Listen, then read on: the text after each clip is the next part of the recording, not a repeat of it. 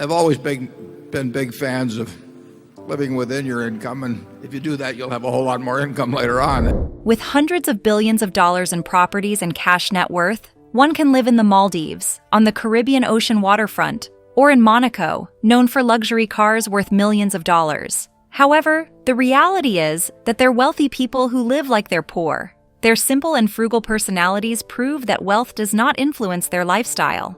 Curious to know these individuals? Stay tuned. Warren Buffett.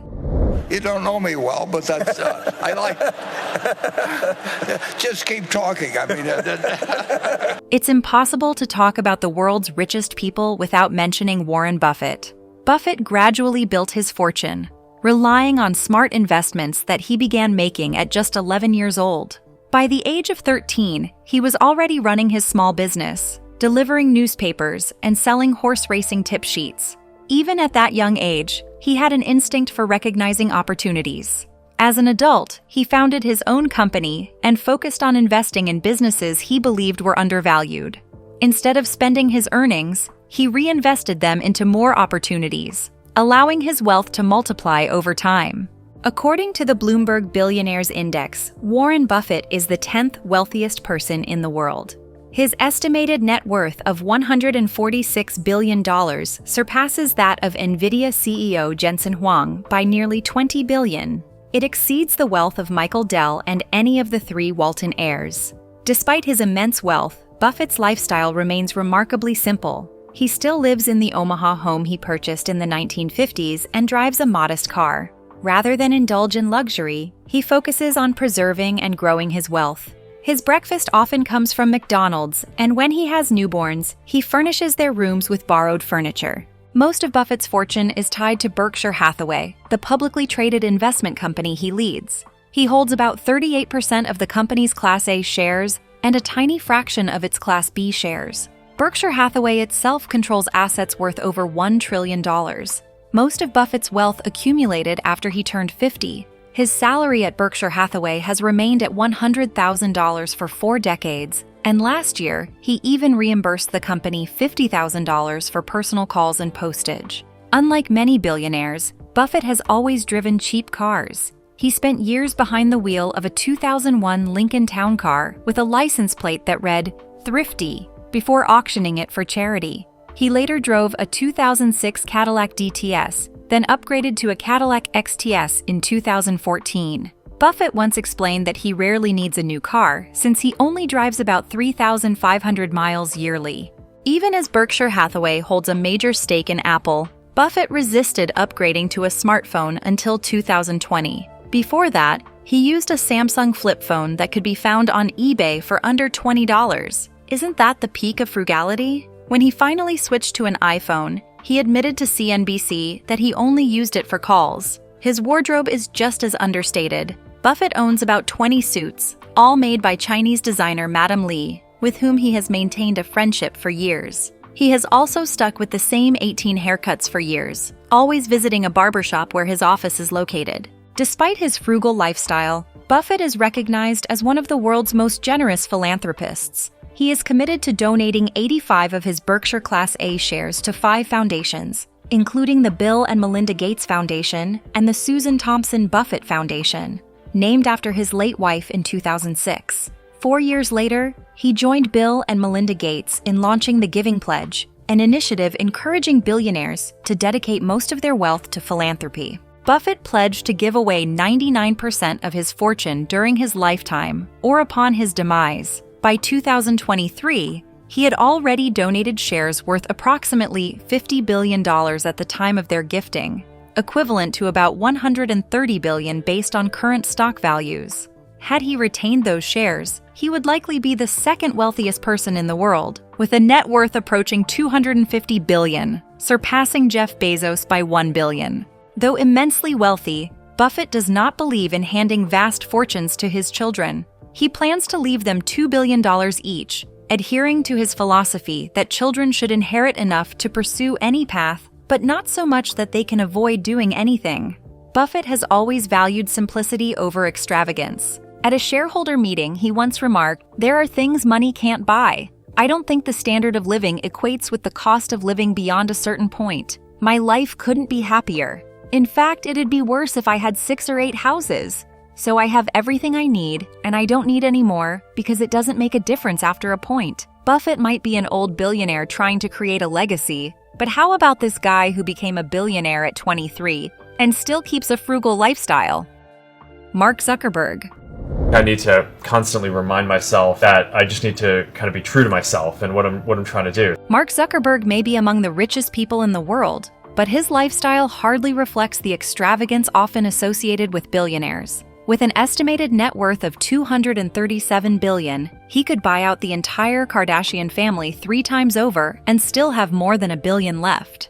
Yet, despite his staggering fortune, the Facebook co-founder and chief executive officer lives more like an average person than a tech mogul. Though he does own a $1,400 million Pagani Huayra, his choice of cars over the years has been amazingly practical. He has been spotted driving a Honda Fit and an Acura TSX, both reliable vehicles that cost significantly less to maintain than the luxury cars typically favored by the ultra-wealthy. In contrast with those who splurge on luxury automobiles, Zuckerberg seems to consider the long-term costs of vehicle ownership rather than just the price tag. Gas, insurance, and maintenance all add up, and his preference for simple cars suggests that he has little interest in wasting money on unnecessary expenses. His frugality extends beyond his choice of transportation. He has been seen shopping in the electronics section of a Costco in Mountain View, California, alongside his wife, Priscilla Chan, proving that even with billions at his disposal, he is not above hunting for good deals. His wardrobe follows the same philosophy. Rather than investing in designer brands, he sticks to a simple uniform of jeans, a gray t-shirt, and a hoodie. His entire closet likely costs under $700, and the yearly cost to maintain his wardrobe is estimated at under $200, a fraction of what the average American family spends on clothing. Zuckerberg's lifestyle remains low-key. Much of his time is dedicated to his work at Meta's Palo Alto office, where he allegedly spends up to 60 hours a week. While many in his position opt for tailored suits and designer shoes, he prefers t-shirts, jeans, sneakers, and sandals over expensive Italian loafers. Nevertheless, real estate appears to be his only true indulgence. His property portfolio is worth over $320 million. It includes homes in Palo Alto, San Francisco's Mission District, and a massive plantation on Hawaii's coastline, among other properties. Despite this, his daily lifestyle remains largely unchanged. This reveals that even a billionaire can choose to live simply and only be bothered by the necessities of life. Even his wedding was just a gathering of 100 people in his backyard, which surprised everyone because, unlike Warren, he was already a billionaire then. Another billionaire who chose frugality over luxury is Carlos Slim. Carlos Slim. Carlos Slim Helou is a remarkable success story. The son of Lebanese immigrants who arrived in Mexico in 1902, he built a vast fortune by investing in undervalued assets and taking advantage of Mexico's privatization wave in the late 1980s and 1990s. Today, his empire spans multiple industries, from department stores, restaurants, and telecommunications to construction, real estate, mining, and petroleum. As of February 20th, 2024, his net worth stood at $102 billion. His wealth was largely built in Mexico, where he controls numerous companies, including Telmex, the country's largest telephone service provider. While his financial reach is extensive, his lifestyle is surprisingly restrained. Like Warren Buffett, he chooses to live simply. Despite his financial power, he has never felt the need for an extravagant residence, continuing to live in the same 6-bedroom house where he raised his children. Unlike many billionaires who prefer the luxury of personal chauffeurs, he still drives himself in an older Mercedes-Benz, even in a country where personal security is a constant concern. Though more elegantly dressed than Mark Zuckerberg, his wardrobe remains unpretentious. Most of his clothing comes straight off the racks of his retail franchises. He has little interest in technology for personal use and avoids computers, focusing instead on his business ventures and investments. His fortune is largely tied to stocks, real estate, and collectibles rather than personal luxuries. Different from other billionaires who indulge in yachts, private jets, and large luxury estates, Slim prefers to let his wealth accumulate rather than spend it on extravagance. His life revolves around his family, and he spends most of his free time at home with his children and grandchildren. Despite his immense fortune, his habits remain unchanged, proving that true wealth does not always come with a need for luxury. Ingvar Kamprad. Nearly 75 years after founding IKEA and transforming how affordable furniture is designed and sold, Swedish business magnate Ingvar Kamprad passed away at 91. He built a global empire and became a self-made billionaire, ranking as the world's 8th richest person at the time of his demise, with an estimated net worth of $58 billion, according to Bloomberg. Despite his immense wealth, he was known for his frugal lifestyle. While many billionaires indulged in luxury, Kamprad chose to fly economy and drove a 20-year-old Volvo. He held on to his 1993 Volvo 240 GL for 2 decades, only parting with it when convinced that driving it had become unsafe. Originally priced at around $22,000, the car was worth only a few $1,000s when he let it go. In 2014, after returning to Sweden following 40 years abroad for tax reasons, Kamprad appeared on television and remarked, "If you look at me now, I don't think I'm wearing anything that wasn't bought at a flea market." His frugality was deeply rooted in his upbringing in Småland, a region in southern Sweden known for its resourcefulness. "It is in the nature of Småland to be thrifty," he once said. His careful spending extended to everyday expenses. After paying around $27 for a haircut in the Netherlands in 2008, he told a Swedish newspaper that the cost was excessive by his standards. "Normally, I try to get my haircut when I'm in a developing country. Last time, it was in Vietnam," he said. Private jets and first-class tickets had no place in his life. Be it traveling for business or leisure, he always chose budget flights and affordable hotels. These habits were not just personal choices, but also served as a lesson for his employees. Kamprad expected executives at IKEA to follow his example, treating their jobs as lifelong commitments and avoiding wastefulness. Even small actions, such as using both sides of a sheet of paper, were considered essential. In 1976, he wrote and distributed The Testament of a Furniture Dealer, which outlines IKEA's guiding principles. In it, he declared that wasting resources is a mortal sin at IKEA. His philosophy continues to shape the company long after his passing. David Cheriton. David Cheriton is a Canadian computer scientist, Stanford professor, billionaire, philanthropist, and venture capitalist. His net worth stands at $15 billion. Depending on Google's stock price, he has sometimes ranked among the 150 richest people in the world. As a professor of computer science at Stanford University, Cheriton has made substantial investments in technology companies and holds a large stake in Google. Despite his fortune, he is known for his frugal lifestyle, which involves avoiding extravagant purchases. Instead of expensive cars, he often rides a bicycle or drives his 1993 Honda Accord or 1986 Volkswagen camper.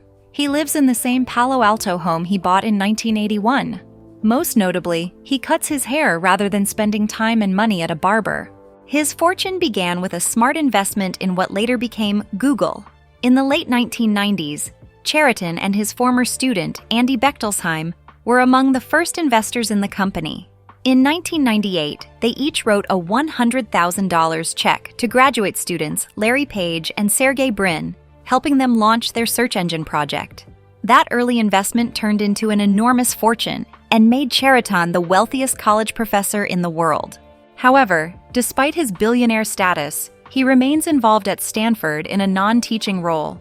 Alongside Bechtolsheim, he co-founded the Ethernet company Granite Systems, which Cisco acquired for $220 million just a year after its founding. The duo also co-founded Arista Networks, a publicly traded network technology company. Though immensely wealthy, Cheriton continues to live in simplicity and prioritize his investments and work over luxury. Amancio Ortega. Amancio Ortega is the founder and former chairman of Inditex, the retail giant behind Zara, the world's largest fashion retailer.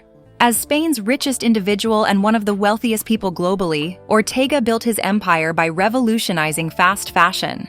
a concept based on the rapid production of affordable versions of designs inspired by runway trends and pop culture. As of April 17, 2024, Ortega had a net worth of $95 billion, placing him as 15th on the Bloomberg Billionaires Index. His company's success comes from a relentless focus on speed and efficiency. Nearly 60% of Zara's products are produced in-house, allowing the brand to adapt quickly to changing trends while keeping inventory low. This method has made Zara a dominant force in the fashion industry. Despite his immense fortune, Ortega is known for his frugal lifestyle. He is said to eat lunch in the company cafeteria and drives an older car. His straightforward approach has earned him the respect of his employees and helped create a company culture centered on hard work and innovation. Contrary to many billionaires, Ortega avoids the spotlight. When he made his first public appearance in 2000, ahead of Inditex's initial public offering, it was considered major news in Spain's financial press. Until 1999, no published photograph of him existed, and he has granted only a handful of interviews throughout his career. In 2001, Ortega established the Amancio Ortega Foundation, a charitable organization dedicated to education and social welfare. His foundation has donated 344 million euros to Spanish public hospitals to improve breast cancer screening and treatment and contributed 20 million euros to Caritas. This Roman Catholic charity provides food, medicine, housing, and school supplies to Spain's most vulnerable communities. While he rarely speaks publicly, his actions have left a lasting impact on business and philanthropy. Another rich individual who lives like he is poor is Azim Premji.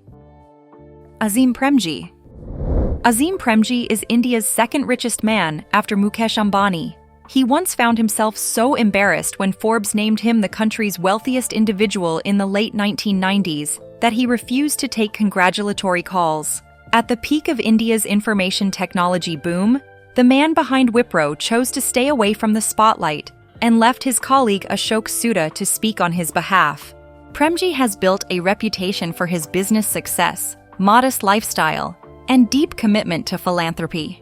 As the first Indian to join the Giving Pledge, he has donated over 8,000 crore to education and rural development, contributing more than a quarter of his personal wealth to charitable causes. His approach to wealth is the sheer opposite of that of many billionaires, emphasizing responsibility over extravagance. Despite his immense fortune, the Wipro chairman prefers economy-class flights and once drove a simple Honda City. When advised to upgrade, he reluctantly traded his old Toyota, not for a luxury model, but for a second-hand Mercedes-Benz purchased from one of his employees. He often chooses public transport, auto rickshaws, or simply walks instead of choosing chauffeur-driven cars. Expensive hotels are not a luxury to him, as he stays in company guest houses and eats meals from the Wipro canteen. His frugality extends to his employees, expecting them to be mindful of expenses, whether by switching off unused lights in office spaces or regulating the number of toilet rolls. His philosophy is simple: what is good for my employees is good for me. In 2001, Premji established the Azim Premji Foundation, a non-profit organization dedicated to improving the quality of education in rural India. The foundation operates in several states, working closely with governments to bring lasting change. To further this mission, the Azim Premji University was created through an act of the Karnataka Legislative Assembly to train professionals in education and development, develop alternative models for reform, and push the boundaries of educational research. Premji has shaped India's information technology and future generations through business and philanthropy. Charlie Ergen, the founder of Dish Network, is a billionaire who prefers simplicity over luxury. Despite being the second richest person in Colorado, with a fortune that once exceeded $20 billion, he has always lived modestly. Instead of dining at expensive restaurants, he brings his lunch to work and sticks to his favorite food and drink. Even during business trips, he shared hotel rooms with colleagues, a habit that is not frequent among billionaires. Ergen's frugality can be traced to his mother's childhood struggles during the Great Depression. "My mother grew up in a time of economic depression," he once told the Financial Times. This upbringing instilled in him the belief that wealth should be managed carefully. Over the years, his net worth has fluctuated, largely tied to the success of Dish Network and EchoStar. He first appeared on the Forbes 400 list in 1999 with a net worth of $4.8 billion. His wealth peaked in 2015 at $20 billion, making him the 43rd richest person in the world. However, shifting market conditions have since reduced his fortune, with Forbes estimating his net worth at $2.5 billion as of November 2024. Despite these financial shifts, Ergen remains a steadfast leader who works long hours and stays deeply involved in his company's daily operations. His management style is known for its discipline and cost-conscious approach, which influences how Dish Network operates even at the highest levels. Although less publicly recognized for philanthropy than some of his billionaire peers, Ergen and his wife Candy have contributed to various educational and community-focused initiatives. Their efforts have aimed at improving access to education and supporting underserved communities. Under his leadership, the Dish Cares program has provided disaster relief, educational resources, and community support projects.